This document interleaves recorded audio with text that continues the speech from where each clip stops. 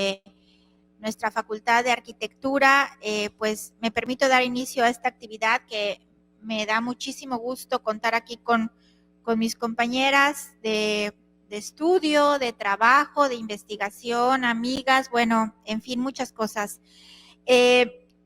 Vamos a platicar hoy sobre Mérida y sus transformaciones en los últimos 50 años.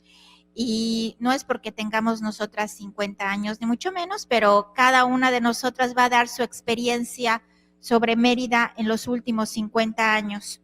Me voy a permitir presentar, voy a hacer una breve anotación. En el programa aparece el doctor Edgardo Bolio como director del IMPLAN y el arquitecto Luis Roch por parte del patronato del Centro Histórico.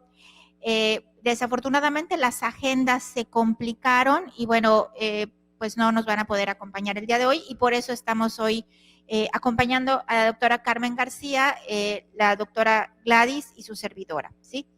Me voy a permitir presentar a la doctora Carmen García, quien ella es secretaria técnica fundadora del Observatorio Urbano de Mérida, es doctora en arquitectura, docente e investigadora de la UADY y de la Universidad Marista de Mérida, con reconocimiento SNI nivel 1 y PRODEP. Es líder del Cuerpo Académico de Estudios Multidisciplinarios de Desarrollo Sustentable, UADY CA 122. Es miembro fundador de las redes de estudios multidisciplinarios en turismo, REMTUR, de investigación México-Francia, MUFRAMEX, y multidisciplinaria de estudios del desierto, REMED. Es árbitro editorial de libros y artículos a nivel nacional e internacional, profesora invitada en MUAD UABC, responsable técnico de proyectos de investigación de CONACYT y PRODEP, colaboradora en proyectos de investigación a nivel nacional, asesora de tesis de grado y posgrado en 3 universidades mexicanas y con muchísimas publicaciones en libros, capítulos de libro y artículos indexados. Demos la bienvenida a la doctora Carmen García.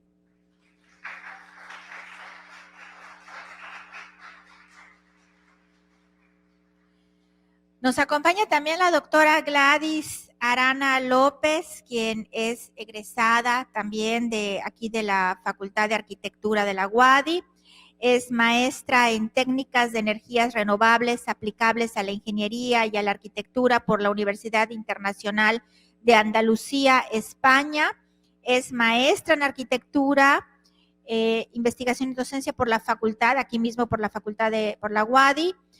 Doctora en arquitectura por la Facultad de Arquitectura de la Universidad Michoacana de San Nicolás de Hidalgo, pertenece al Sistema Nacional de Investigadores nivel 1 y cuenta con perfil PRODEP y realiza investigaciones en temas de vivienda, cultura y género. Bienvenida, doctora.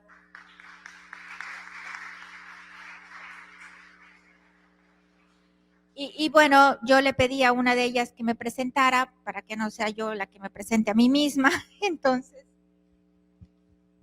gracias. Bueno, pues la organizadora del evento y quien llevará la batuta del mismo, la doctora Yolanda Fernanda Martínez, es egresada de la licenciatura en arquitectura por la Universidad Autónoma de Yucatán, maestra en arquitectura por la misma universidad y doctora en arquitectura por la Facultad de Arquitectura de la Universidad de Guanajuato. Fue directora de Desarrollo Urbano del Ayuntamiento de Mérida del 2010 al 2012. Cuenta con certificación como facilitadora y diseñadora de talleres con la metodología Lego Serious Play. Pertenece al Sistema Nacional de Investigadores como candidata y cuenta con perfil PRODEP. Realiza investigaciones en los temas de desarrollo urbano y centralidad.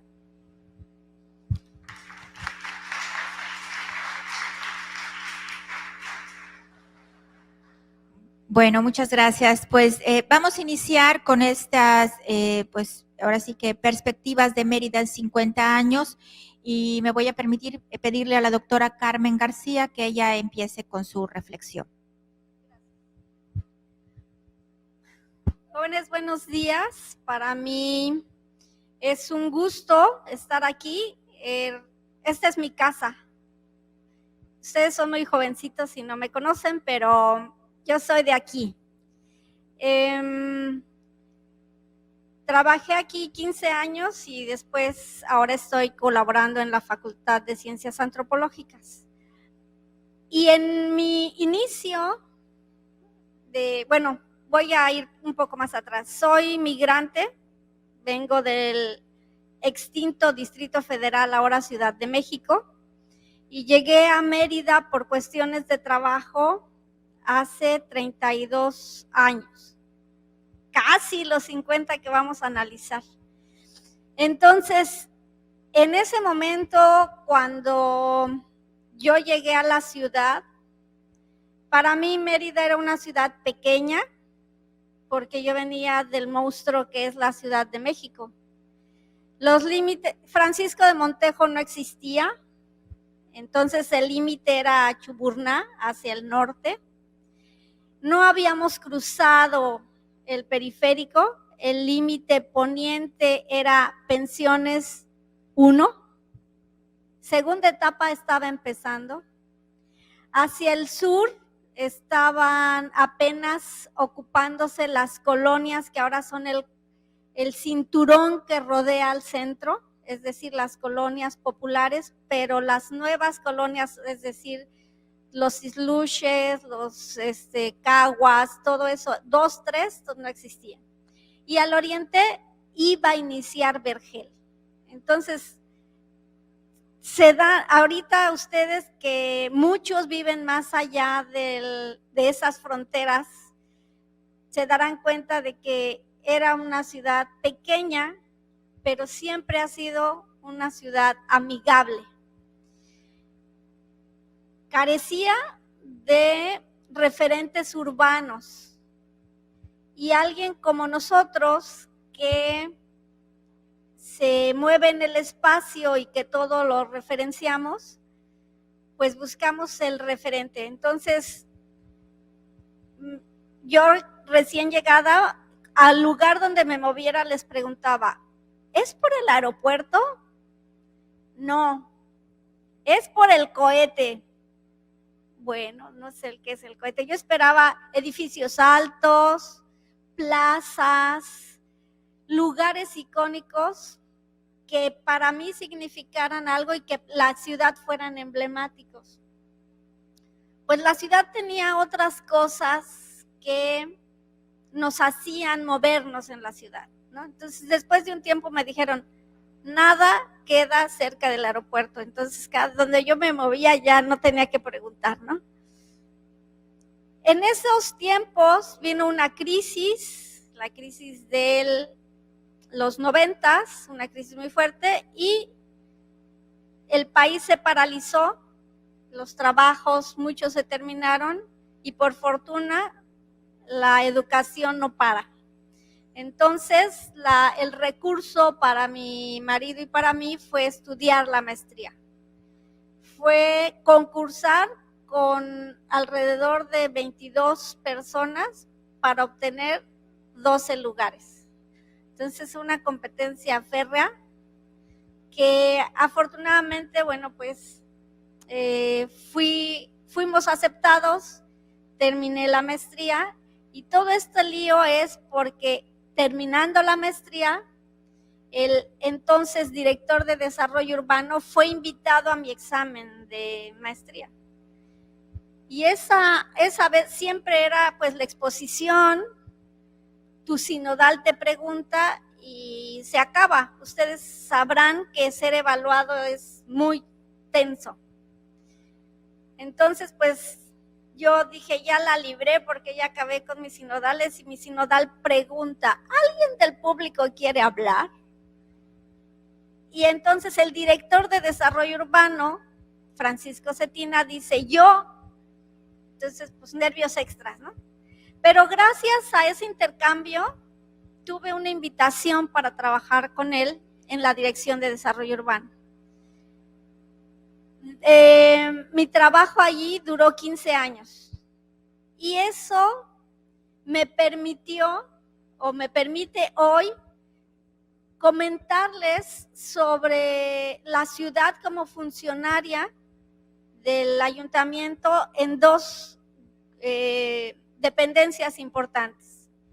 La primera fue la Dirección de Desarrollo Urbano, y en ese entonces, en el 99, que yo entré allá, el reto mayor era organizar la ciudad.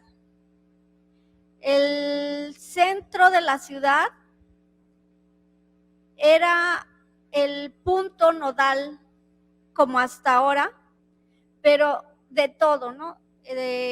Todo se ocupaba en el centro, y el centro expulsaba a las personas a vivir en otras áreas. En ese entonces empiezan a llegar los fraccionamientos, entonces la vivienda en serie también, aunque ya había, se empieza a ocupar más. Y empieza algo que para los que estábamos allá, que ahora me da gusto tener aquí unos compañeros con los que compartimos esos quehaceres, que ahora son sus profesores. Empezamos el ejercicio de la planeación urbana. Había un plan de desarrollo urbano del 88 que ya estaba rebasado, y fue en esa época de los 90 que se viene el reto de hacer el programa de desarrollo urbano, que fue o ha sido uno de los primeros que reorganiza la ciudad, que empieza a tomar en cuenta otras cosas, ¿no? La cuestión natural, por ejemplo, el mantener las reservas, la cuestión arqueológica que no se veía, ¿no? Y que se atropellaba, y que con la lucha y los intentos se ha no solo logrado mantener, sino incorporar a la ciudad como algo de esa convivencia de la ciudad anterior y la nueva. Y cuando se empiezan a regular muchas cosas, ese programa duró muchos años y nos costó mucho sudor y lágrimas poderlo hacer y aceptar. En ese entonces, muchas cosas cambiaron. Al principio, bueno, la reserva territorial de Mérida se vende por un cambio de gobierno de partido. Toda la reserva territorial para el crecimiento de la ciudad a 25 años, que implicaba hasta el 2010, se vende a una persona a peso el metro cuadrado, porque hubo un cambio de partido. Por primera vez la gobernatura del estado dejaba de ser priista y fue panista. Y entonces nace Francisco de Montejo. Nadie quería vivir allá. Era lejos, el basurero, que en ese entonces era un basurero al aire libre, estaba enfrente. Ya se imaginarán, quemas, moscas, olores. Entonces, no se esperaba que se creciera para allá, pero jaló la ciudad hacia allá. Fue la primera vez que se hacía un fraccionamiento tan grande. Y entonces, por supuesto, el hacer tantas casas implica que mucha gente se mueva para allá. Después de ese tiempo, bueno, ya se empiezan a asentar otras cosas, empiezan a llegar los comercios de las plazas. Cuando yo llegué, no había ningún supermercado que no fuera de capital yucateco. Y eso habla de la cantidad de dinero que había y de lo fuerte que era. Solo había consumo local. Y la gente de fuera, pues algunos vienen así, oye, yo quiero un chayote de espinas, pues acá no hay, ¿no?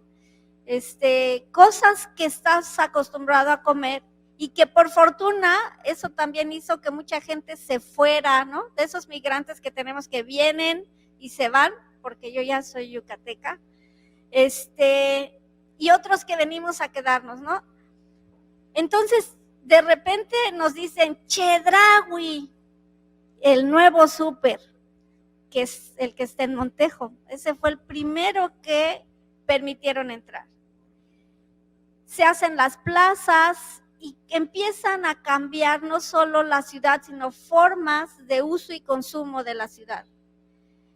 Empieza a haber también una serie de equipamientos que antes no había, y entonces como funcionarios había que empezar a regular muchas cosas. Había que regular no solo ahora la vivienda y algunos comercios, sino los crecimientos en masa, la falta de infraestructura, el proporcionar al sur condiciones de habitabilidad de las que ahora más o menos tienen, faltaban cuestiones de vialidad, ordenamiento, las comisarías no eran tomadas en cuenta, y ha sido un trabajo municipal de muchos años de atender esas cosas.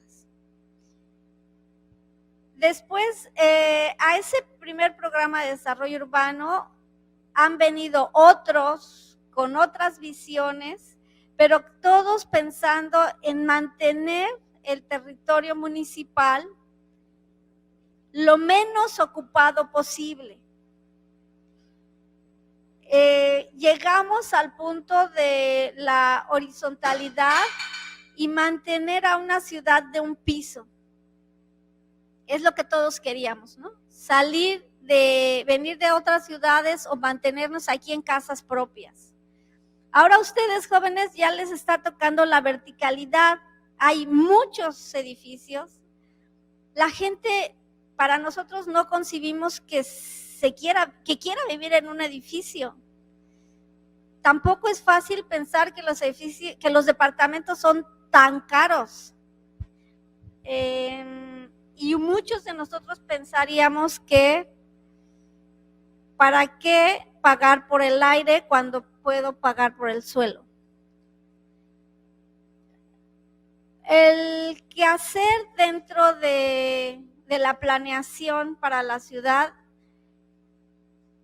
y en general es muy complicado porque necesitamos regular cosas de las que no somos dueños, y ese es un problema para la municipalidad. No es dueña del suelo, entonces es muy difícil decirle a alguien que su predio puede hacer o no puede hacer cosas. Pero bueno, ha sido un trabajo intenso, regular, continuo, que pues tiene algunas deficiencias, pero que va teniendo una buena aceptación de la calidad de vida que tenemos.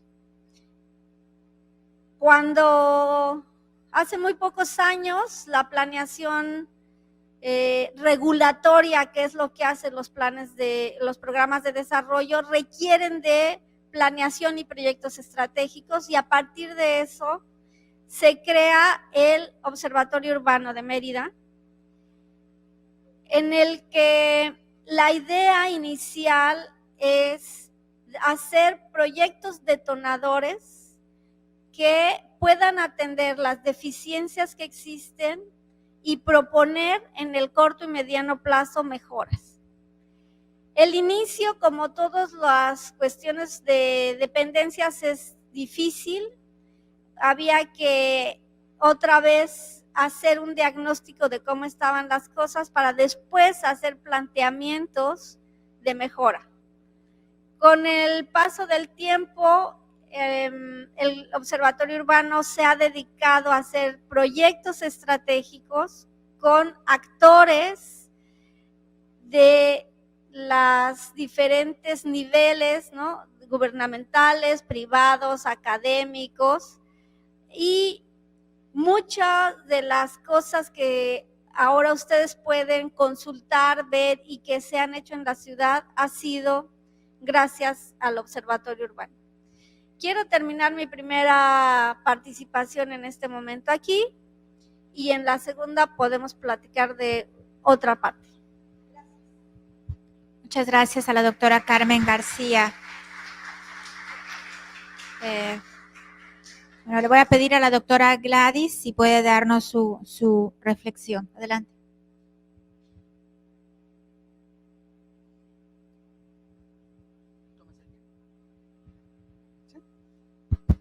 Bueno, pues siempre es un gusto. Hace un rato le comentaba a una compañera, oye, voy a estar en una mesa que habla sobre el crecimiento, desarrollo, evolución de la ciudad de Mérida en los últimos 50 años, y me dijo, justo el momento de tu nacimiento. Y me ahorró algunos años, no la voy a desmentir, pero siempre es un gusto en compartir, por ejemplo, mesa con quienes fueron mis maestras, también las dos, ¿no? Por eso tienen mucha más experiencia que yo y tienen una perspectiva un poco diferente. Claro, se han dedicado a otras cosas también como muy diferente a como yo he visto la ciudad, ¿no? Me acuerdo de las clases de Carmen de vivienda en la maestría, y Yoli nos daba, creo que desarrollo urbano o algo por el estilo también en la maestría, ¿no? Siendo muy jóvenes, pero unas maestras un poquito duras. Bueno, y después uno se vuelve igual, es cierto. A mí me gustaría empezar como una reflexión en relación precisamente a estos 50 años. Y vaya, las reflexiones creo que parten siempre como de memorias personales, ¿no?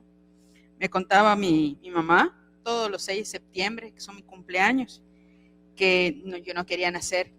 Y una de las cosas que hace mi padre es llevarla a pasear a los cuernos que hace el arquitecto Mieri Terán ahí por Plaza Fiesta, ¿no?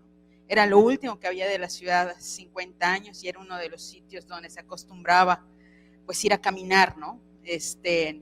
No sé a qué, pero bueno, ahí iba. La ciudad, creo que tenemos que tener una dimensión completamente diferente, ¿no? Era una ciudad muchísimo más íntima. Carmen bien comentaba hace un momento sobre los supermercados. Yo tengo otra apreciación sobre ello, derivado de otro tipo de experiencias, ¿no? Y también Carmen mencionaba hace un rato sobre el aeropuerto, porque una vez que yo nazco, vengo aquí a Mérida, nazco y tal. Los primeros paseos que me hacía con mis padres a los 5, 6, 7 años eran precisamente al aeropuerto, ¿no? No sé qué hacíamos en el aeropuerto, podíamos subir a la azotea y ver que despegar el único avión de Aeroméxico que salía a la semana. Si llegabas tarde, ya ni siquiera eso te tocaba. Pero llegabas al otro punto de la ciudad, ¿no? Estabas por un lado precisamente por Jardines y por el otro lado ibas al aeropuerto y no había nada más atrás de eso. No teníamos como muchas opciones. Y creo que el siguiente mundo que conozco, aparte de estos confines de la ciudad, es el centro, que tenía una condición completamente diferente. Era un lugar de consumo cotidiano. Era un lugar donde no habían súpers, no habían plazas. Entonces, todo lo que querías hacer, lo que querías conseguir, tenías que hacerlo en el centro. Y habían casas comerciales muy fuertes, muchas de ellas de sirio-libaneses, donde cotidianamente tú podías consumir. Y que hoy por hoy creo que hay que hacerles memoria, hay que hacer como justicia a la memoria de aquella época. Por ejemplo, todo lo que ocurrió en el pasaje Emilio Seijo, ¿no? Desde esos jugos California que eran icónicos hasta las mercerías de los Martín, toda esa calle, que marcaron arquitectónicamente, marcaron en el uso, marcaron en las dinámicas espaciales, ¿no? Hasta que remataron con un McDonald's por allá, esa calle precisamente. Pero donde hicimos memoria, porque no había como mucho de otra cosa. También me gustaría mencionar otra cosa, voy brincando un poco, lo que pasaba con Mejorada. Hombre, ya en los años 80, yo soy la generación 20, ahorita que celebramos el 50 aniversario, me doy cuenta que tengo 30 años de egresada. Soy la generación 20, entré en el 89, salí en el 94, salí en el 94 y Mejorada era completamente diferente. El parque no es lo que conocemos ahora, ¿no? Era un parque que tenía como ciertos giros que ocurrían en la noche, un poquito incómodos a veces, muy inseguro el entorno. Había una licorería muy grande aquí a la vuelta donde hay una casa de empeños y podías encontrar, ¿no?, como un sortilegio de inhalantes y bebidas y demás, ¿no? El Secuni en ese momento como que se funda, empieza a tener otra dinámica Mejorada con el Secuni, con el Museo de la Canción Yucateca, con toda una evolución que ocurrió precisamente en los últimos 30 años, no 50, sino 30 años, ¿no? Y que ha vuelto de una u otra forma el entorno un poquito más seguro. Algo que a mí me marca mucho, Carmen lo menciona como la gran crisis del 94. A mí la crisis del 94 no me alcanza aquí, estaba estudiando en otro sitio, pero lo que sí me acuerdo es esta transición brutal que tuvimos con el Tratado de Libre Comercio. El Tratado de Libre Comercio nos marca y modifica la ciudad. Para ustedes, como jóvenes, es muy fácil decir, voy a Oxxo y me compro un Kit Kat. Para nosotros teníamos que ir al kilómetro 80, ¿no? O ir a Chetumal, o ir a Chetumalito, a comprar un chocolate que pues, hoy es la cosa como más banal del universo, ¿no?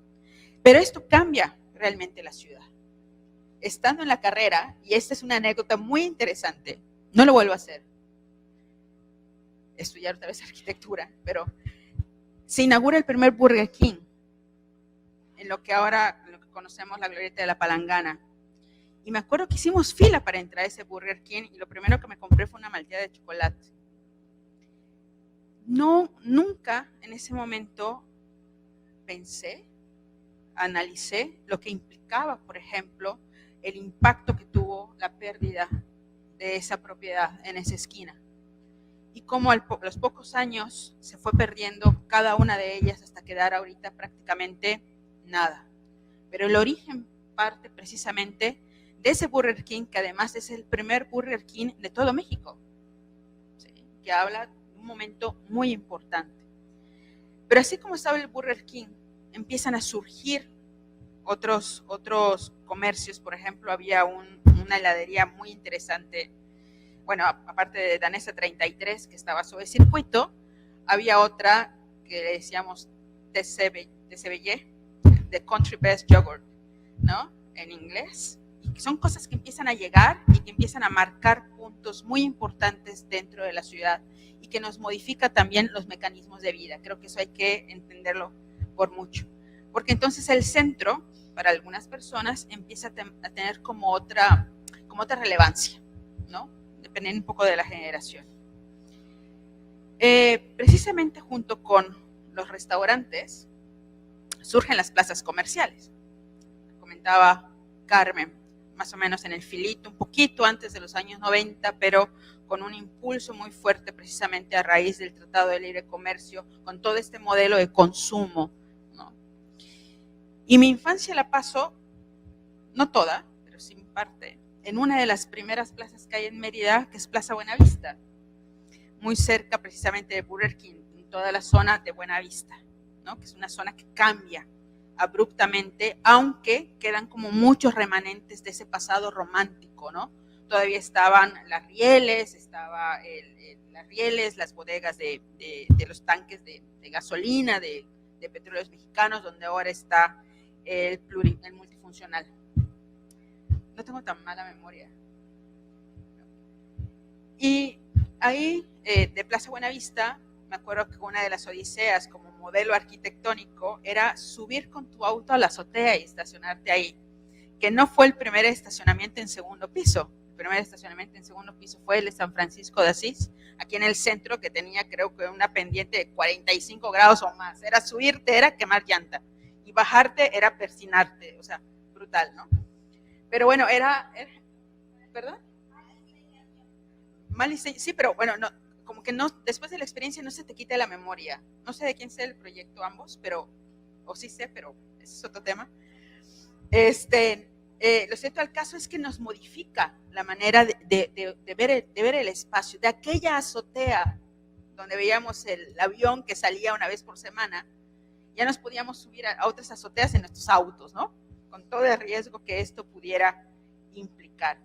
Y yo recuerdo, porque mis abuelos tienen una casa por la calle 72 con 41, mis abuelos eran santaneros y santiagueros, que por ejemplo empezamos a vivir y a consumir mucho de Súper Rosales, que era capital local, de Comesa, que es un súper de capital local, pero la inauguración del primer supermercado, a mi parecer en Santiago, fue Blanco, de capital del centro de la República.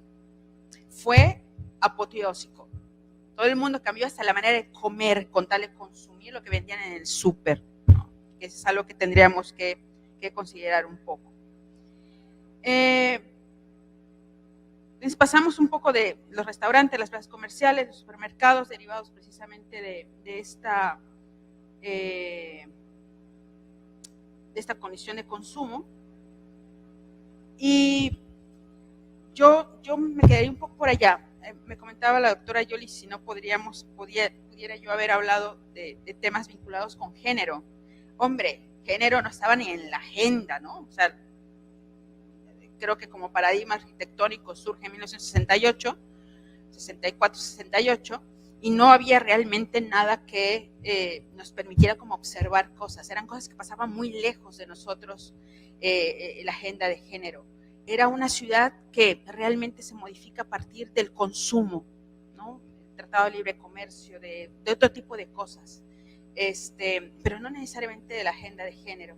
De eso nos empezamos a preocupar, al menos a enunciar, quizás en los últimos 10 años, que no actuar, ¿eh? Yo creo que por allá va un poco la cosa. Pues simplemente, bueno, para mí, los últimos 50 años, más allá de los lugares de memoria, ha sido como un transitar muy contundente de los capitales locales a los capitales internacionales, de unos modelos de consumo muy tradicionales a unos modelos de consumo completamente ajenos a nosotros, y de pasar de ser una ciudad relativamente íntima, por decirlo de una forma romántica, a ser una ciudad completamente ajena, como la que vivimos ahora. Por ahí dejaría ahorita la reflexión. Muchas gracias. Muchas gracias a la doctora Gladys. Bueno, jóvenes, cuando empezamos estas gestiones para organizar esta mesa sobre Mérida y perspectivas en sus últimos 50 años, pues estamos pensando en planos, gráficas, cifras, datos, ¿no? Y la verdad es que creo que hay cosas más profundas que platicar, como las experiencias que acaban de comentar mis compañeras. Y de repente, escuchando las noticias, escucho al escritor Rafael Pérez platicar sobre su libro Todo lo de Cristal, que se los recomiendo a los que les gusta leer, Todo lo de Cristal. Y Rafael Pérez lo que hace es contar la historia de la Ciudad de México desde su experiencia y desde sus memorias de niño. Y Todo lo de Cristal, él explica que su familia se mudó 20 y tantas veces de departamentos en la Ciudad de México, dependiendo de las condiciones de la familia, y eso significaba hacer 26 mudanzas, y a él le tocaba, la mamá le encargaba empacar todo lo que era de cristal, y entonces con eso él va contando su historia de la ciudad. Y la verdad me encantó lo que escuché en esa entrevista muy cortita. No he comprado el libro, lo voy a comprar, y como que me motivó a decirles, bueno, ¿yo qué les puedo decir de Mérida de sus últimos 50 años, no? Y que se los voy a platicar así como recuerdos de vida muy significativos relacionados con mis experiencias de estudio y experiencias pues laborales, obviamente, ¿no? Y algo parecido me pasó a mí, que es a este escritor Rafael Pérez, porque yo nazco en la Ciudad de México y vivo ahí nazco en 1970 y estuvimos ahí hasta 1978. Entonces fueron esos 8 años que creo que es donde he estudiado en más escuelas que en toda mi vida, porque fácil recorrí 4 o 5 kinders y a lo mejor 3 o 4 primarias, que yo haciendo ahorita la memoria, creo que fue demasiado, ¿no? Para una niña de 7, 8 años, esa experiencia de estar cambiando de escuela, de compañeros, de maestros, de sistemas, de todo. Y esto, ahorita viéndolo a la distancia, digo, bueno, a lo mejor eso generó un tipo de que te adaptas porque te adaptas, o sea, no hay, oye, ¿quieres ir a la escuela? Te voy a cambiar, o sea, no había eso, había que hacer un cambio y esto, pues, respondía a las necesidades de la familia viviendo en Ciudad de México, que había que adaptarse y a encontrar, había 2 condiciones, que la escuela la recomendaran porque era buena, y la segunda, que estuviera cerca de la casa, porque no había forma de hacer traslados, vueltas, ¿no? Mi hermanita recién nacida, entonces tenían que ser lugares muy estratégicos.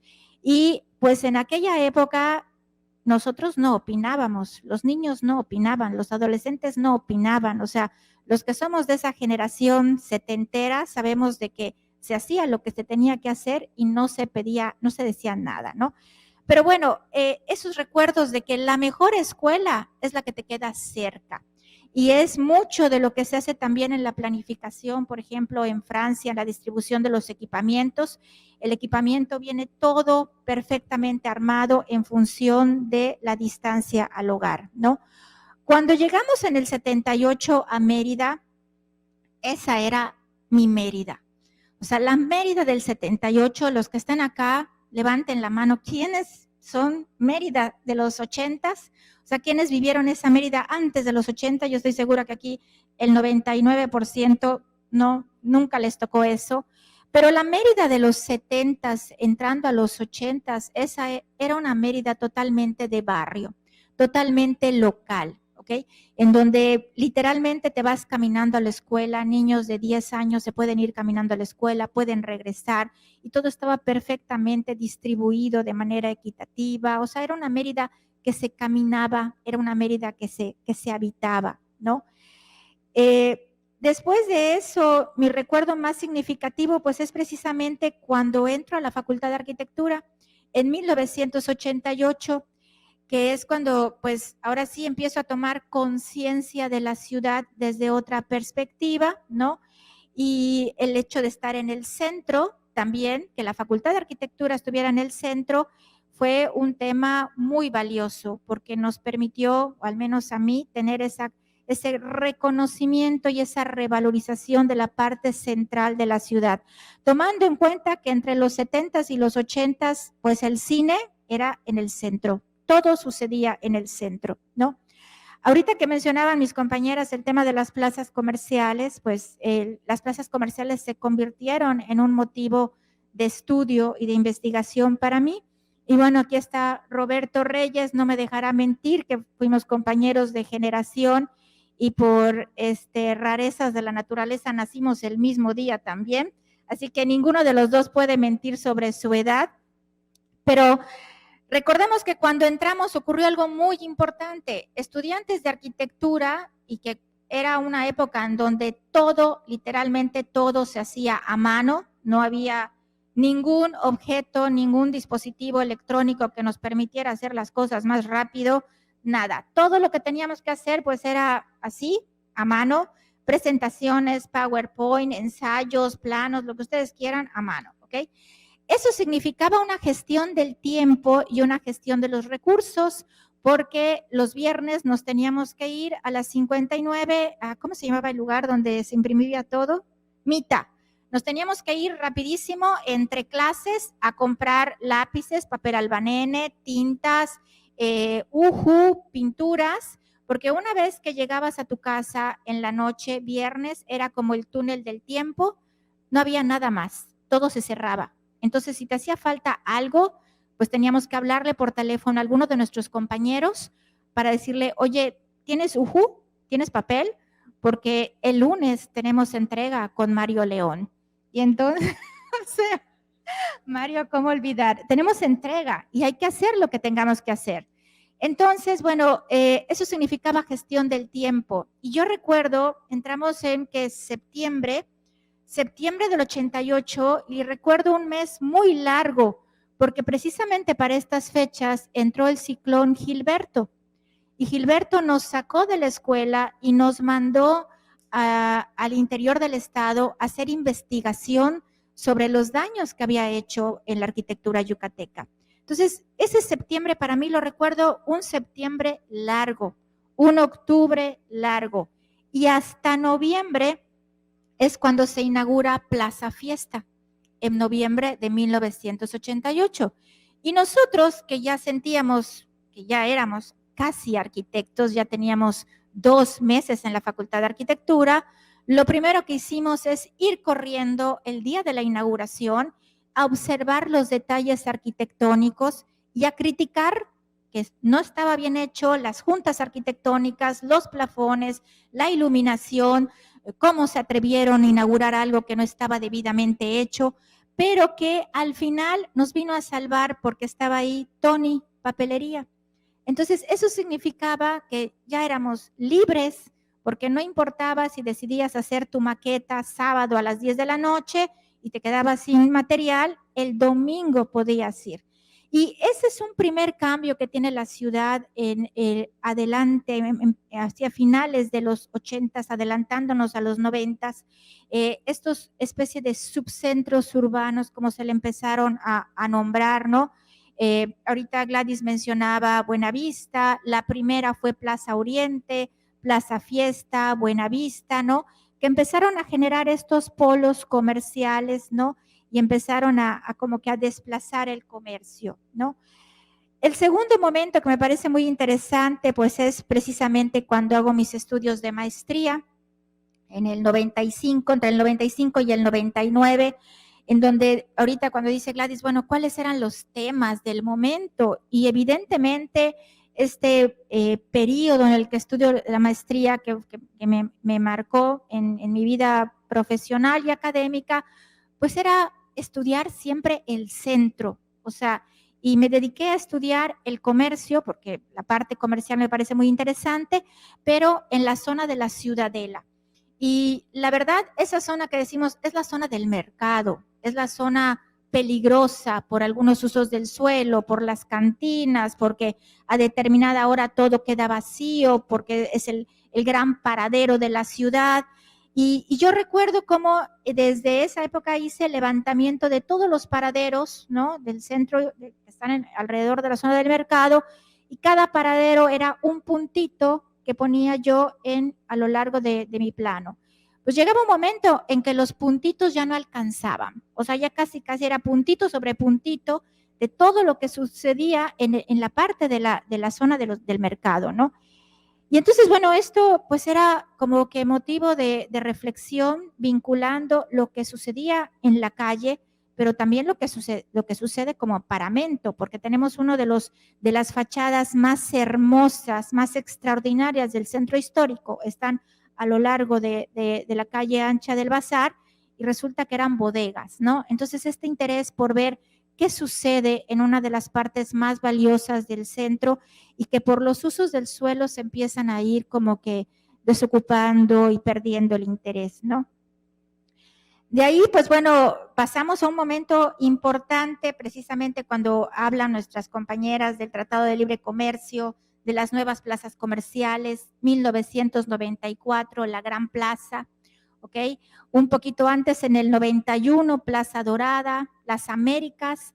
Plaza Dorada fue la primera plaza con cines, ¿ok? Y eso significó un cambio total en la dinámica de la ciudad.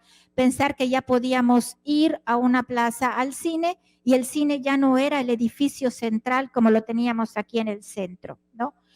De ahí, momentos importantes también es cuando inició los estudios de doctorado entre el 2003 y el 2007, que nuevamente el interés era identificar la relación centro-periferia. Y era nuevamente esta centralidad, cómo compite con las centralidades de la periferia, que en ese momento esas centralidades eran los centros comerciales. Y nada más, los únicos que teníamos en aquella época, pues los que les digo, la Gran Plaza y Plaza Las Américas, y con esta tensión que se generaba por usos comerciales atractivos. En ese momento, la investigación que hice, pues me dediqué a entrevistar, a platicar con personas que habían nacido antes de las plazas comerciales, que habían vivido en el centro, y los jóvenes que literalmente su experiencia había sido en plaza comercial. Y había una gran diferencia. Había una gran diferencia, porque esos son los resultados de la investigación, que aquellos que tuvieron la experiencia de haber vivido o de haber reconocido los espacios centrales, pues evidentemente tendrían otra perspectiva de la ciudad. Aquellos que habían nacido desde chiquitos y los llevaban a la plaza comercial, su interés por la ciudad era otra, ¿ok? Y viene otra cuestión interesante, muy relacionada con lo que menciona la doctora Gladys, que tiene que ver con el Tratado de Libre Comercio, ¿ok? Y esta gran era del consumo que nos toca vivir después de la posguerra, de la Segunda Guerra Mundial, o sea, de que tenemos que consumir. Y dentro de las preguntas que le hacía yo a las personas, bueno, ¿por qué vas al centro comercial, no? ¿O cuáles son tus necesidades?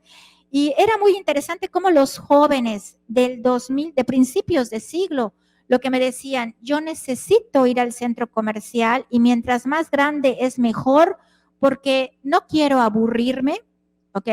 Y lo otro, necesito comprar algo aunque no lo necesite. Y eso a mí me pareció sumamente interesante, sumamente significativo de esta nueva era que nos toca vivir, ¿no? O sea, necesitamos sentirnos divertidos y necesitamos consumir para sentir que nuestra vida tiene cierto significado, ¿no? Y eso de alguna manera se experimenta en la ciudad, el consumo de suelo, que ya más adelante lo vemos como este fenómeno de expansión urbana. Todavía hasta el 2007 el tema de la expansión urbana no era algo significativo, ¿no? El siguiente momento, que para mí también es como un parteaguas, un antes y un después, es para el 2008, cuando nace mi hijo. Entonces, antes de tener hijos, pues uno tiene una perspectiva de la vida y de la ciudad muy chévere. Pero cuando te toca tener un hijo, te cambia todo, porque entonces te vuelves un crítico absolutamente de todo cómo funciona, desde cómo funciona un edificio, desde cómo funciona la ciudad, desplazamientos, seguridad, caminar, trasladarte. Es una transformación muy importante. En ese periodo, pues evidentemente entran las cuestiones de género, que aunque no se discutían al 100%, pero sí nos hacen pensar, para una mujer que trabaja y que tiene que hacerse cargo de su hijo, los desplazamientos, las distancias y la seguridad se vuelven fundamental. Pero creo que hasta ese punto, hasta el 2008, 2009, 2010, las cosas eran manejables, porque yo tenía perfectamente así cronometrados mis distancias de salir de la facultad para irla a buscar a la guardería, regresar, o sea, todos esos trayectos estaban muy bien medidos y no me causaban estrés, o sea, en minutos, sabía los minutos que si me llamaban, en cuánto tiempo yo podía llegar, o sea, todo estaba perfectamente, digamos que bajo control, ¿no? Hasta ese momento creo que nadie se atrevía a decir, llegué tarde por culpa del tráfico. Todavía eso no lo teníamos, ¿ok? De ahí paso a otro momento muy importante que fue precisamente cuando me tocó ser directora de desarrollo urbano del 2010 al 2012. Fueron 2 años, 2 meses. Y en ese momento yo tengo perfectamente claro qué fue lo que me tocó autorizar y hasta dónde llegaba la ciudad y cuáles eran las necesidades de los desarrolladores y qué era lo que pedían. Era otra historia. O sea, hace 10 años lo que se pedía era muy, muy lejano a lo que ahorita se está requiriendo y mucho tiene que ver precisamente con la llegada de nuevas inversiones y de nueva gente que digamos que se disparó después del 2010, 2012, 2013, ¿no? De allá brinco a otro momento que la verdad es que están marcados así como cortes importantes, ¿no? Llegamos al 2015. En el 2015 fallece mi papá y entonces eso también me marca a mí. O sea, lo que yo conocí con mi papá y lo que mi papá ya no conoció de la ciudad. Y mi papá todavía hasta sus últimos meses manejaba. una persona de 75 años. Entonces, él sabía qué rutas, cómo desplazarse y se movía perfectamente por toda la ciudad. Yo estoy segura que él ahorita ya no lo podría hacer si siguiera aquí con nosotros, y no solamente por una cuestión de edad, sino por la cuestión de los desplazamientos y las distancias. A él no le tocó Plaza de Harbor, a él no le tocó Cabo Norte, a él no le tocó la isla, a él no le tocó nada de eso, ¿ok?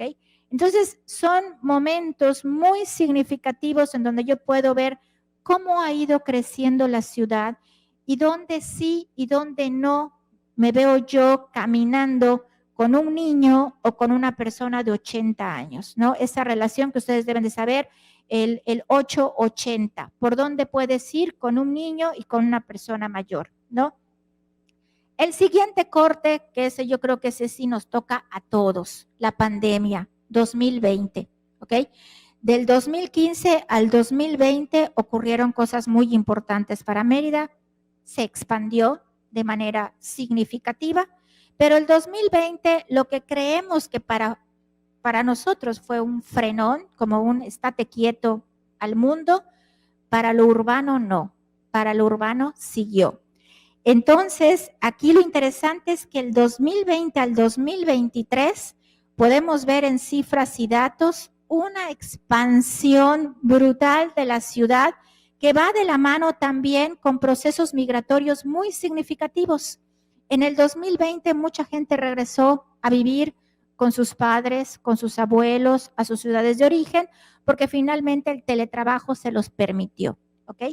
Pero también por esta explicación que tenemos, ayer tuvimos aquí a 6 exalcaldes y nos hablaban de, bueno, esta manera de decir Mérida la más segura, y que sí, la más segura, la más bonita, la más hermosa, la más todo, se ha convertido en un marketing muy poderoso y estamos viendo transformaciones importantes aquí en este centro histórico, en donde tenemos 60 galerías de arte, 60 galerías en donde podemos decir que el 80 o el 90% son galerías de extranjeros y que ellos te dicen, yo vine aquí a levantar el centro histórico, ¿no? Entonces, creo que esto es interesante porque hablar de migración, hablar de verticalidad, hablar de expansión urbana, hablar de que hace un par de meses cerró el último cine en el centro, el Cine Rex, pues es precisamente hablar de las transformaciones de Mérida y que van muy de la mano a procesos pues sociales que a veces no somos capaces de observar o a veces se empiezan a manifestar 2, 3, 4 o 5 años. En términos generales, lo que yo les quiero decir es que en esta breve historia que les acabo de decir, podemos decir que los 70s, los 80s, los 90s eran décadas largas, eran décadas sostenidas. Y a partir del 2000, ahora sí, se empieza a acelerar el proceso de transformación y habrá que estar muy atentos de lo que va a ocurrir en lo que queda de la siguiente década. Pues yo lo dejaría aquí y si les parece, abrimos un espacio de preguntas y respuestas, si tienen alguna pregunta, para que aquí mis compañeras o yo les podamos contestar. Gracias.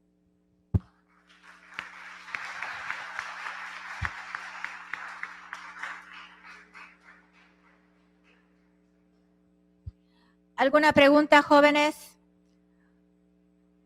Adelante. A ver, ¿hay micro por allá?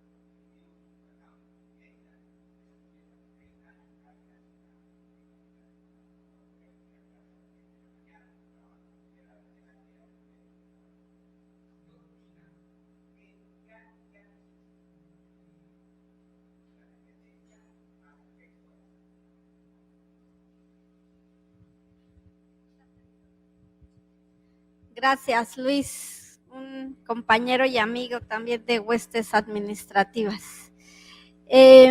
Bueno,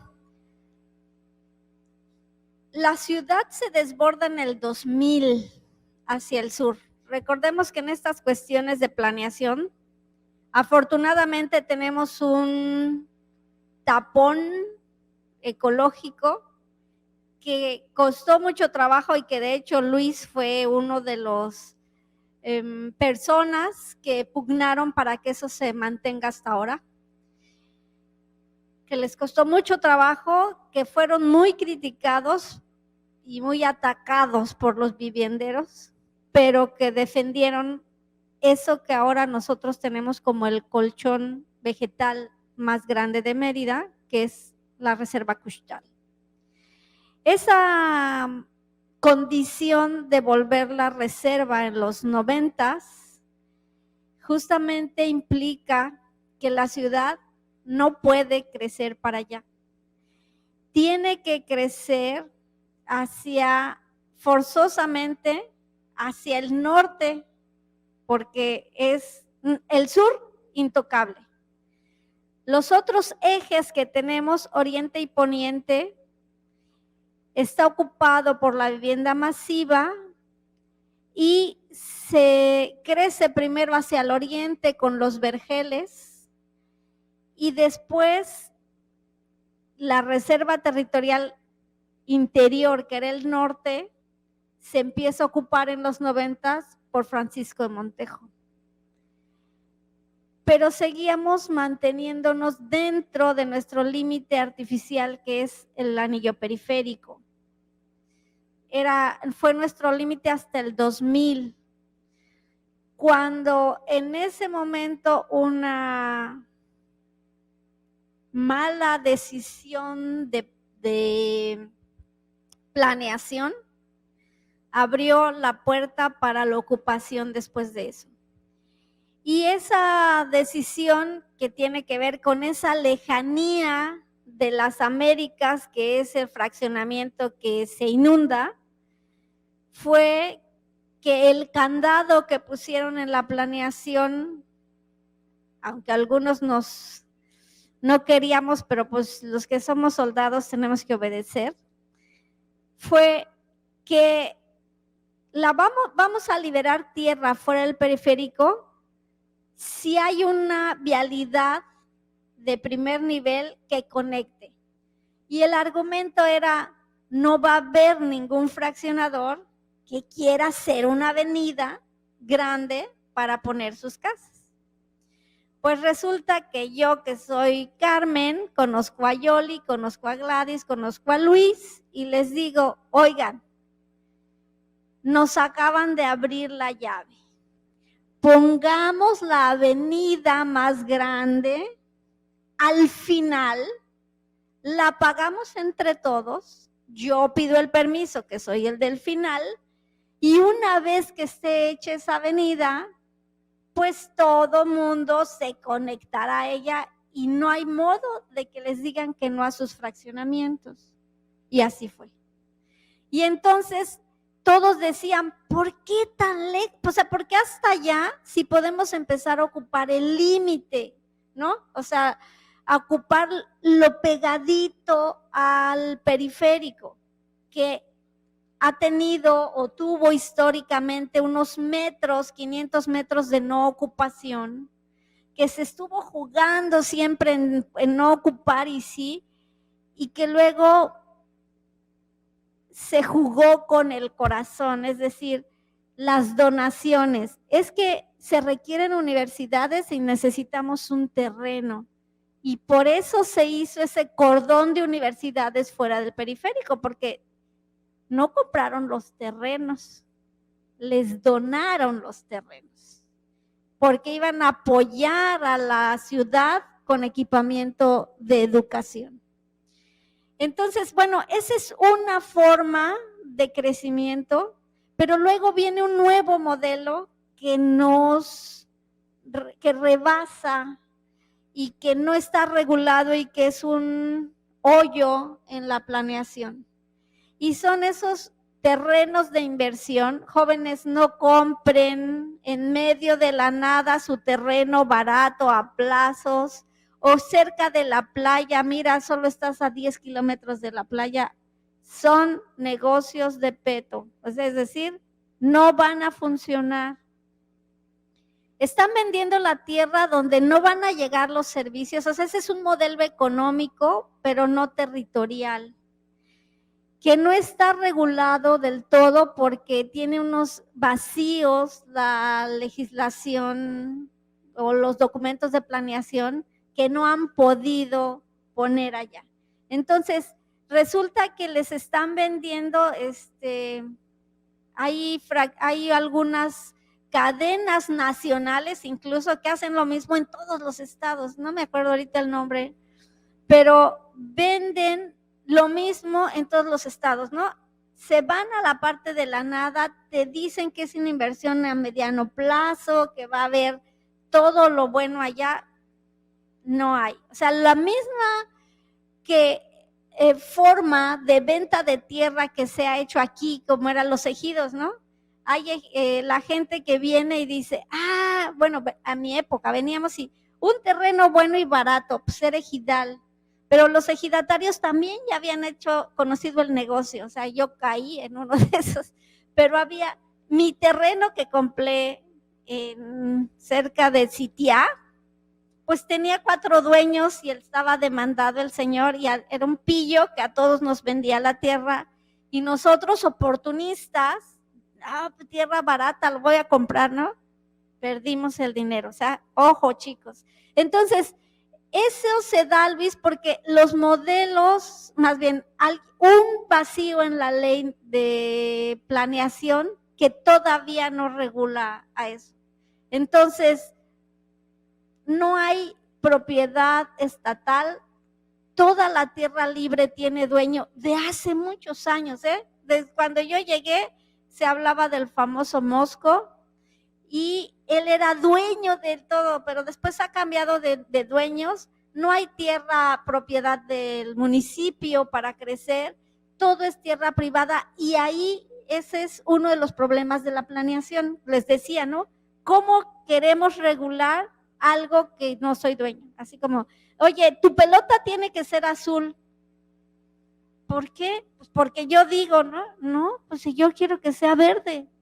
Entonces, ese es uno de los grandes problemas. Y desafortunadamente, pues no ha habido el modelo económico no permite, ¿no? La ciudad está ligada a los capitales y quien gana, desafortunadamente, son siempre los capitales, ¿no? Los capitales ponen condiciones de vida, ponen condiciones de desarrollo, ponen autoridades, ponen todo, ¿no? Y siempre pensando en la utilidad y la ganancia y muy pocas veces pensando en el usuario. Porque si así fuera, la verdad es que no harían casas donde la persona vive, familias viven pagando 30 años más pequeñas que la recámara del servicio de su casa, ¿no? Entonces, ellos sí tienen casas grandes donde se puede vivir bien, pero hacen casas de 30 metros cuadrados, ¿no? Entonces, es algo polémico, pero pues existe y no es fácil de regular por el momento. Pero ustedes en breve van a ser los funcionarios públicos, espero que sean los dueños del capital y piensen un poco en los ciudadanos y en las personas que van a vivir en sus casas.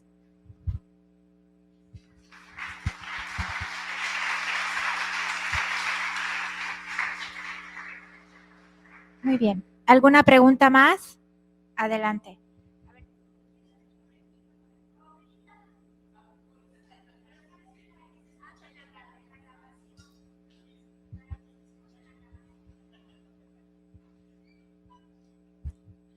Gracias. Bueno, realmente para comenzar me gustaría decir que fue una plática muy interesante porque no solamente mencionan la parte de los centros comerciales, de cómo ha ido evolucionando el centro, de cómo se inauguraron ciertas zonas que al principio pues mucha gente como que le tenía miedo a esa inversión, ¿no? Pero que hoy en día pues son muy importantes, ¿no? Y que ahora sí que remarcan un punto muy importante de la ciudad, ¿no? Como fue Francisco de Montejo. Y bueno, yo tenía más duda en enfocarme hacia los parques, ¿no? O a los centros públicos, porque, bueno, seamos honestos, hay gente que tiene mi edad, o tal vez un poquito más, que tal vez no conoce mucho del centro, ya sea porque o no es su rumbo, o porque no están acostumbrados a andar en el centro. Y al menos yo por lo personal, pues sí estoy muy acostumbrado y sí identifico ciertos cambios, ¿no? Porque desde pequeño he estado yendo al centro, entonces casi lo conozco como la palma de mi mano, ¿no? Y a lo largo del tiempo, pues he visto muchos cambios en los parques. Por ejemplo, mencionan igual que, desde la creación de la facultad, pues el parque de la mejorada ha sido muy importante. Y uno de mis maestros llegó a mencionar que durante la pandemia llegó a tener un cambio muy significativo. O sea, ya no tenía tanta vida, ya no era tan reconocido, y cuando volvimos se volvió a reactivar esa parte, ¿no? Y también mencionar que los parques también son un punto muy importante, ¿no? Porque es un punto de reunión para todos. Y yo, por ejemplo, he visto que, por ejemplo, el parque que está en la Hidalgo, como menciona también de los cines, recuerdo que hace mucho tiempo había un cine ahí y era un punto muy importante también. Y de la nada no recuerdo por qué llegó a cerrar y como que ya no se supo más de ese parque. Luego fue cuando inauguraron la parte del Starbucks y todo eso, y se volvió otra vez importante. Entonces yo quería enfocarme más a eso, ¿no?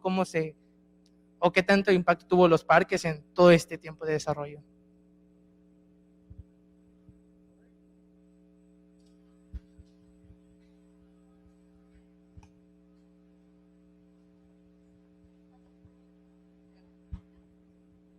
Bueno, mira, precisamente esto que acabas de mencionar tiene que ver mucho con esta comprensión de la centralidad, el poder de la centralidad, de los espacios centrales.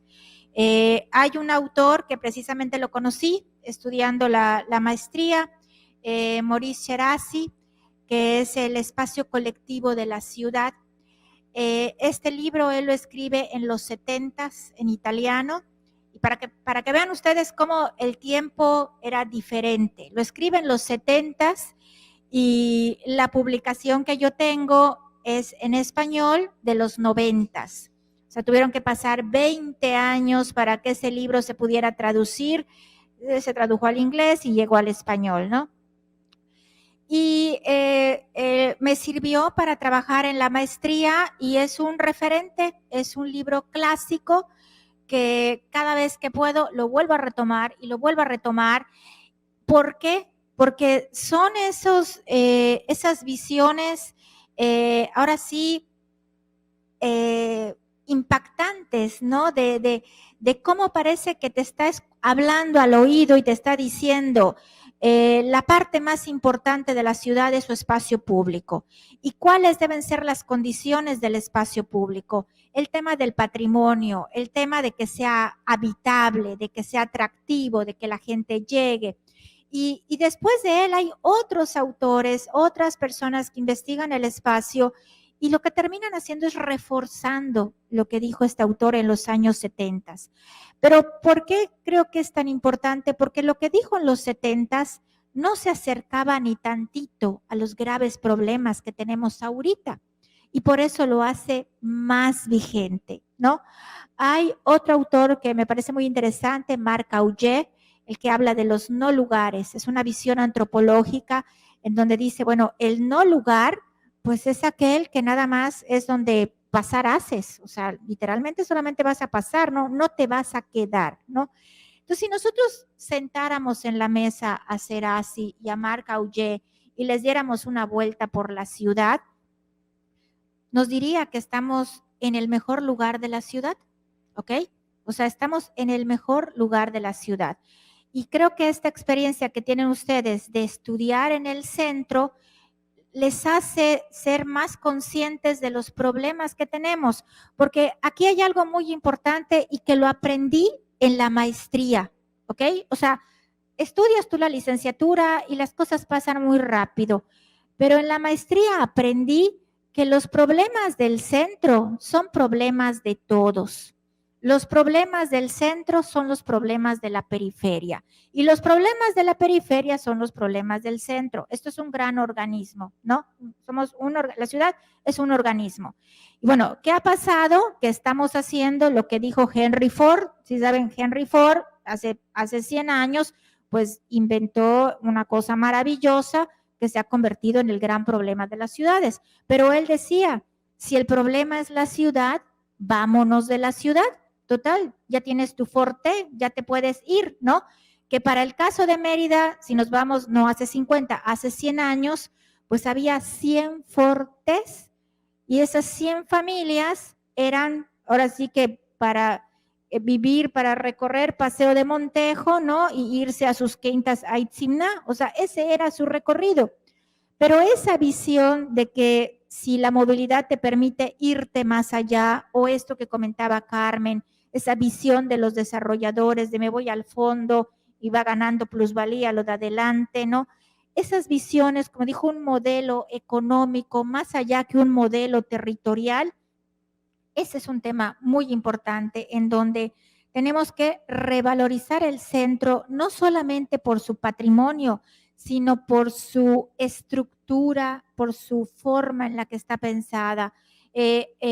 ¿Han escuchado ustedes esto que se menciona mucho en los eventos de Smart City, cuando se habla de la ciudad de 15 minutos, como si fuera algo novedoso, algo extraordinario, ¿no? Bueno, es que solo tenemos nosotros en nuestros barrios, ¿no? La ciudad de 15 minutos, que tú puedas caminar y tener todo a la mano. Entonces, yo creo que precisamente la fortaleza de una ciudad está en el espacio público estratégico y que genere centralidad. Si yo les digo cuál es el centro de la periferia, o sea, cuáles son los centros de la periferia, todo el mundo me dice el centro comercial.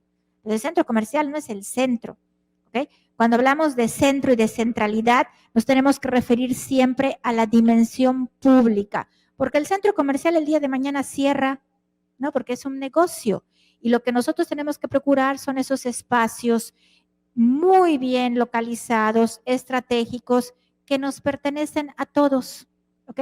Y algo muy importante de lo que decía Carmen, y que ayer lo platicábamos, bueno, nos lo platicaba el director del INSUS, del Instituto Nacional de Suelo Sustentable, el doctor José Alfonso Iracheta Carrol, que precisamente lo que estamos celebrando son que después de 50 años de que las ciudades de México crecen y crecen, finalmente tenemos una política de suelo a nivel nacional, ¿ok?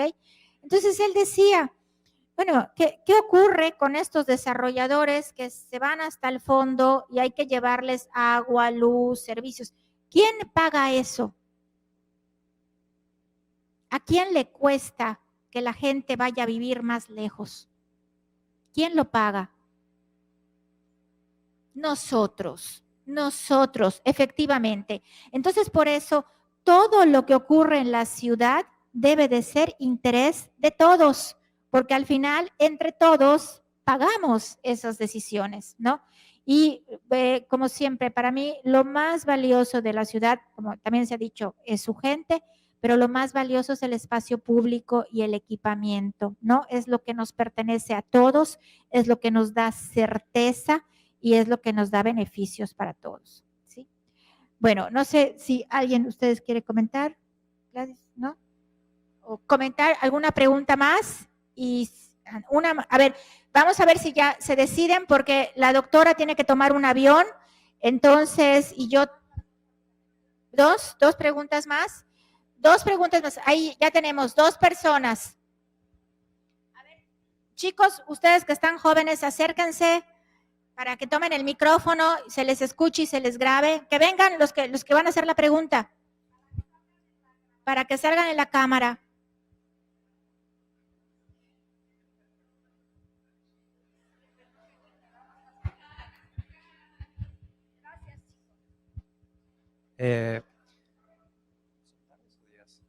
Hola, en lo personal me pareció muy interesante cómo esta transformación de la ciudad se va marcando a través de hitos, de la llegada de nuevos elementos que transforman el contexto. Creo que todos aquí en la sala somos conscientes de que estamos viviendo un momento quizá histórico con la llegada de un nuevo hito, que es el Tren Maya.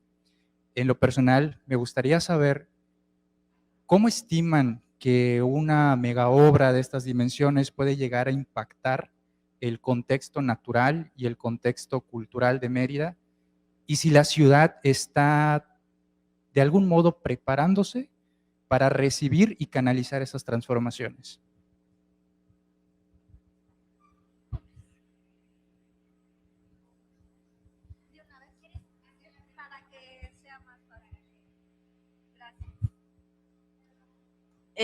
Mi pregunta va más con respecto a la cuestión sustentable, con la cuestión natural. Hemos notado que Mérida ha crecido demasiado a lo largo de los años. Ustedes, pues, hablan de los 50 años, sin embargo, pues sigue y sigue creciendo. Y la mayoría de nosotros, por ejemplo, nacimos en una época en donde no había ciertas plazas y ahorita ya las hay. Y muchas plazas que ustedes comentaron, que son plazas muy antiguas que incluso, perdón, plazas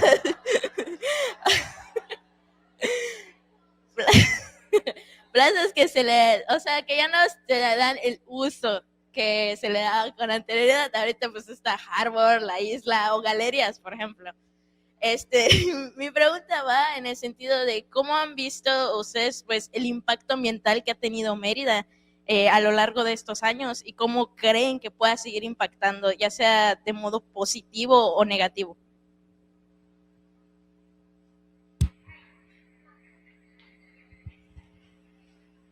Sí, bueno, yo solo quería hacer una observación que a veces en el imaginario que tenemos de lo que es Mérida, ese se construye a partir de donde vivimos personalmente, ¿no? Y me llamó la atención que en el caso de las tres, mayormente esta construcción de la ciudad la estamos haciendo en el norte, ¿sí?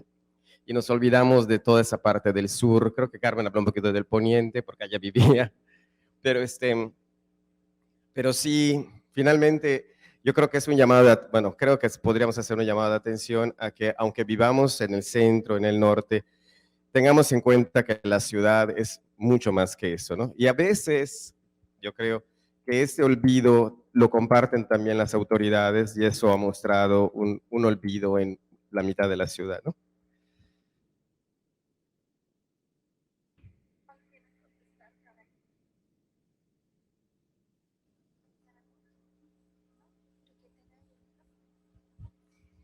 Bien, bueno,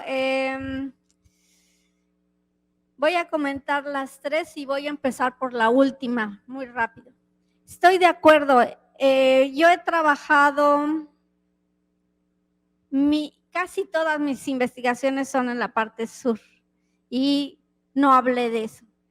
Y voy a ligar un poco lo que nuestra compañera nos comenta de las plazas y la sustentabilidad.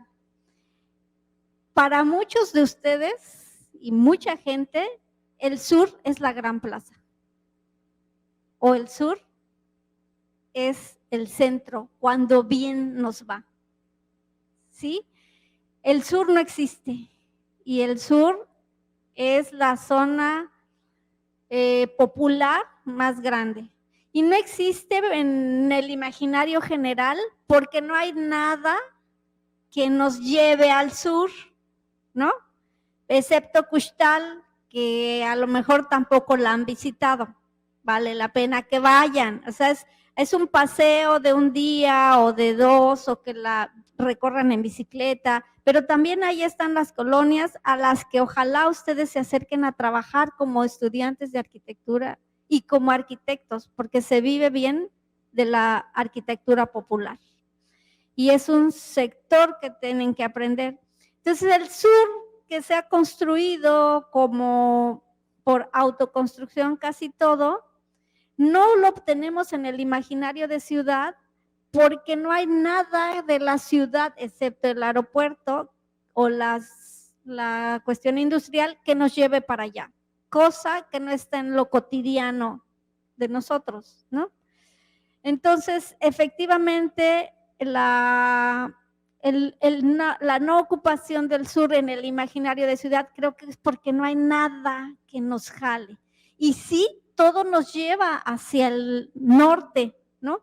las grandes plazas, el misma playa que nos jala hacia allá, nos invita a ir. Ahora las nuevas viviendas que nos hacen ir hacia allá a fuerza, ¿no? Entonces, por allá, yo creo que por eso tenemos muy presente el norte. Oriente y poniente, pues es como más de servicios. El Tren Maya, y voy a hablar en mi opinión, es un atropello más del capital y de las disposiciones federales. El Tren Maya, en donde están las puestas para la ciudad, no era el mejor lugar. Seguimos transformando la ciudad por cosas que no necesitamos los meridanos y que por supuesto impacta, ¿no? Queríamos un megaparque, pues ahora tenemos un parque, no un mega.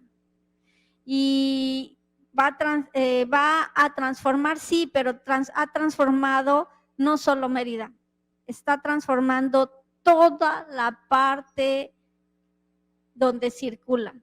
Algunos comentan que para bien, que va a llegar el progreso, que va a haber. Otros pensamos que se están acelerando procesos que se pudieron haber dado de otra manera y que se está ligando con lo del el problema o el pensamiento de nuestra compañera sobre la sustentabilidad. Se están perdiendo muchas más cosas vegetales y de fauna y de vida que si no existiera. Pero pues es muy personal y muy en contra, la verdad. Bueno, voy a empezar igual como Carmen por la última, ¿no? El comentario que nos hizo Mario, el maestro Mario, de por qué obviamente nuestra experiencia, más o menos por donde vivimos, nos movemos, es la experiencia que tenemos. Y les voy a comentar una anécdota que tuvimos exactamente hace 10 años con estudiantes de arquitectura, que los mandé a hacer un análisis de Altabrisa. Ustedes saben que Altabrisa, un polígono que se autoriza a través de un programa de desarrollo urbano, un polígono que nace en el 2003, si no mal recuerdo, es más, tiene la misma fecha de nacimiento ese programa de desarrollo urbano que el de Cauquel. Nacen los dos al mismo tiempo, julio del 2003. Entonces, en el 2013, a 10 años, van los estudiantes a hacer levantamiento, ¿no?, de los polígonos, lo que está ocupado, y los chicos muy, muy interesados decidieron también entrevistar a personas, ¿no? Y entrevistando a gente, entre ellos, se me acuerda muy bien, me dijeron, nos acercamos a un señor que venía con sus perros, ¿no?, a preguntarle sobre su experiencia del espacio público de Altabrisa. Y el señor les dijo, ¿y ustedes de dónde vienen? De la Facultad de Arquitectura. ¿De qué universidad? La UADY. ¿Y qué hacen ustedes acá? ¿Por qué una universidad pública, estudiantes de una universidad pública están interesados en ver cómo vive la gente rica? Eso fue lo que les preguntaron. Los muchachos llegaron asustados y les dije, pues esa es una muy buena pregunta. Esa es una pregunta de examen, ¿ok? Y a nosotros no, o sea, nuestro interés no es cómo vive la gente rica, eso es problema de cada quien. Nuestro interés es cómo las transformaciones de usos de suelo nos afectan a los demás, ¿ok?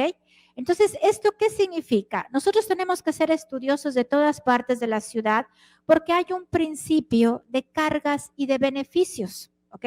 Si tú vas a construir acá y esto te va a generar riqueza y esa generación de riqueza va a generar plusvalía a los de al lado y yo que vivo enfrente sin hacer nada, mi terreno se va a disparar porque aquí autorizamos un centro comercial, entonces esto que se generó acá se tiene que levantar y pasárselo a quien no lo tiene y en donde no hay inversión.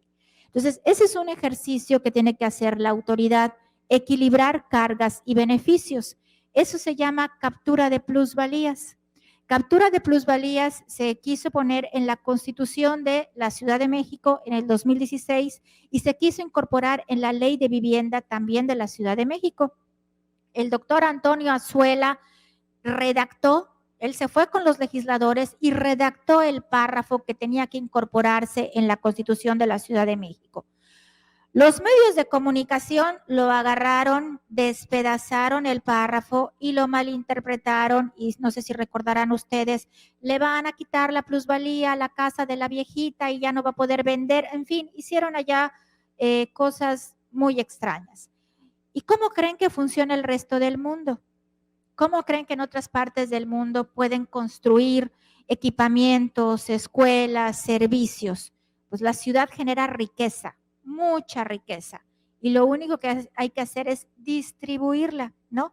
Entonces, bueno, si bien yo no les platiqué de temas del sur de la ciudad, como dice Mario, bueno, sí es un tema de interés, saber dónde hay inversión, el impacto que genera, lo que nos cuesta esas inversiones y de qué manera esa inversión se puede redistribuir en donde no hay inversión, ¿ok? Por la naturaleza de los desarrollos, ¿no?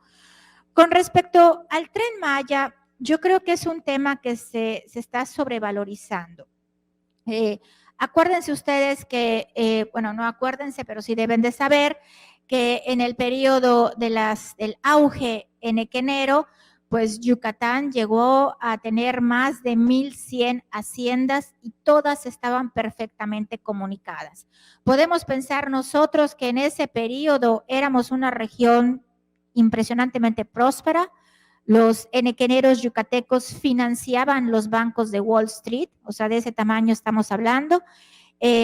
Yucatán, con el excedente del enequén, pudo construir su red ferroviaria sin necesidad del capital inglés, porque ustedes, fíjense que los ingleses llegaban con la infraestructura, con el diseño, con la tecnología, y ellos se quedaban con derecho de vía. En el caso de Yucatán había tanto poder económico que dijeron, no, yo compro todo y somos dueños de todo. Eso significa que en el 18, 19 llegamos a tener nosotros una red ferroviaria de primer mundo y eso permitió mover la producción enequenera y poderla lanzar al extranjero y posicionarnos como una de las zonas más ricas del mundo, ¿ok? Que eso ya después, por cuestiones de nacionalización de los ferrocarriles, se vino abajo, pero las zonas más prósperas, el norte del país, que tiene todo un sistema ferroviario de primer nivel, pues permitió tener ese tipo de movilidad. Yucatán en ese momento como que se detuvo, como que hubo una pausa en el tiempo, ¿no? Ahorita se está retomando, pero yo creo que más allá de hablar del Tren Maya, tendríamos que estar viéndolo así como desde arriba, ¿no? Viéndolo como si tuviéramos un dron, ¿no? Y viéramos de verdad qué significa el tren en la región. Y les voy a poner como ejemplo el caso de Bilbao, que yo les recomiendo que entren y vean un video de YouTube que se llama Bilbao, la transformación. Bilbao es un puerto que está en el norte de España, frontera con Francia, que hasta antes de los años 80 no existía como destino, o sea, nadie decía, oye, es que me voy a Bilbao, o sea, no existía eso, ¿ok? ¿Qué tenemos que aprender de esa experiencia? Sufren una caída económica dramática por el tema astillero, se les va re mal, toda una ría, tienen una ría contaminada, era el basurero de Bilbao, y después tienen una gran inundación, una tras otra, ¿ok?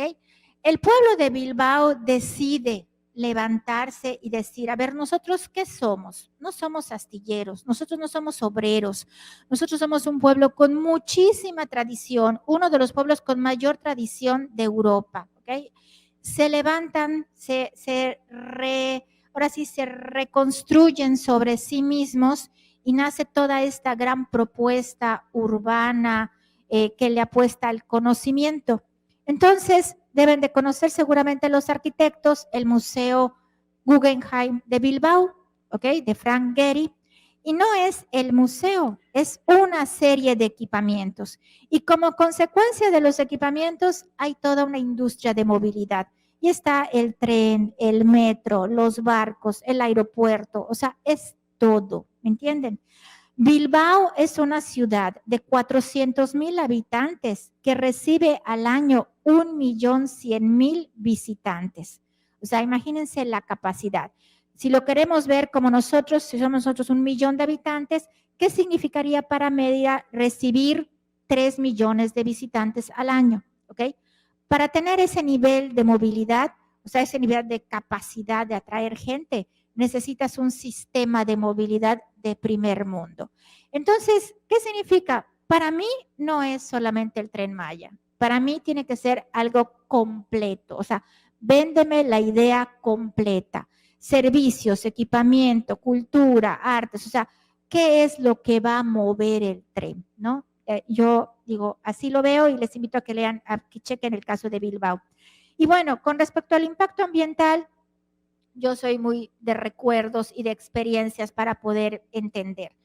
Cuando entré aquí a la facultad en septiembre de 1988, no sé, pero ese semestre a mí me marcó. Bueno, no eran semestres, eran trimestres, ¿no? Casi les puedo decir lo que pasaba cada día.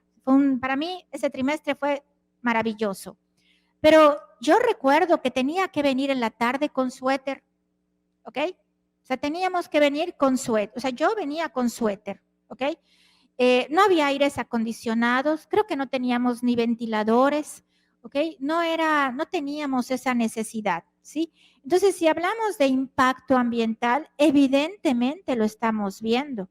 O sea, hay una elevación de las temperaturas. Guardo un periódico, que no sé por qué lo guarde, pero o sea, haciendo limpieza encontré un periódico de 1985 y cuando revisaba yo el periódico decía, bueno, ¿por qué lo guardé? O sea, no identificaba por qué lo había guardado. Y empecé a checar, ¿no? Y resulta que en la parte de arriba era del Novedades de Yucatán, te marcaban la temperatura. Era un periódico 1985 de algún día de mayo y decía temperatura máxima. ¿Cuánto creen que era la temperatura máxima en uno de los meses más calurosos? En 1985. Temperatura máxima. Fuerte, fuerte, a ver. ¿Cuánto? 35. ¿Quién dijo 35?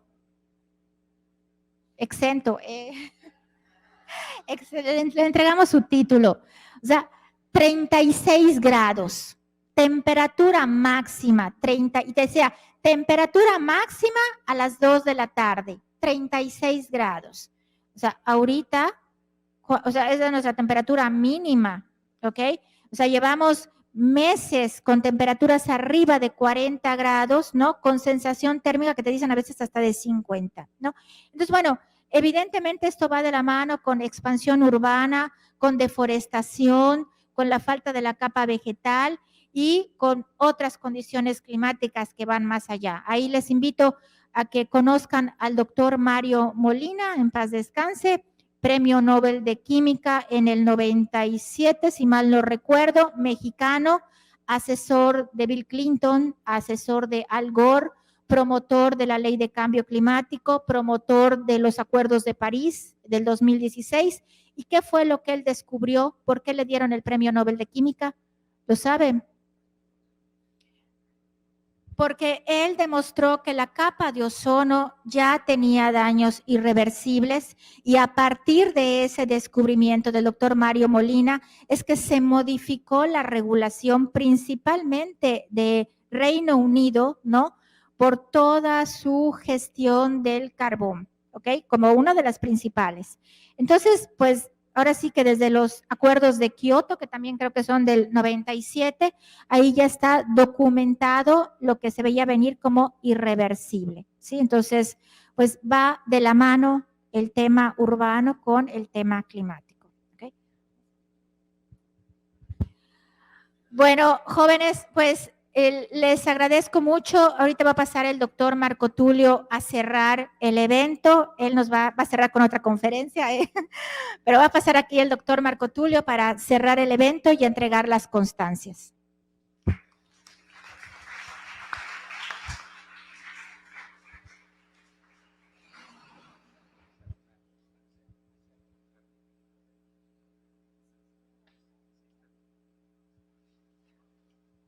Bien, pues muchas gracias a nuestras ponentes. Yo lo único que quisiera recalcar es que, pues qué bueno que esta plática que estaba orientada a la remembranza de estos 50 años y de los cuales pues prácticamente ellas pues contemplan toda su vida, a diferencia de mí, que todavía tendría que retrotraerse a los años 50.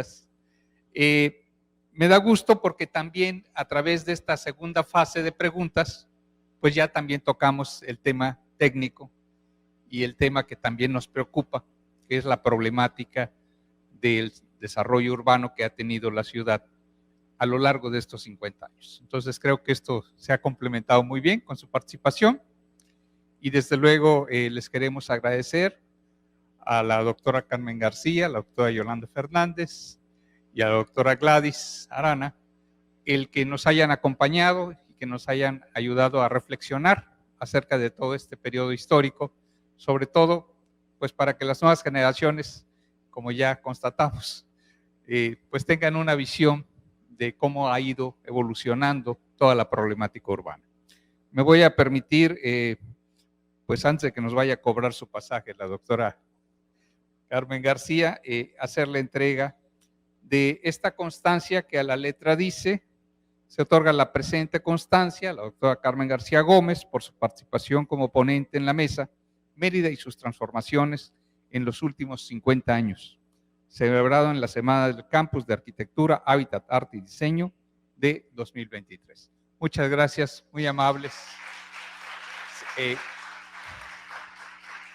Les invito a que continúen en las actividades que estamos llevando a cabo en esta celebración. Muchas gracias.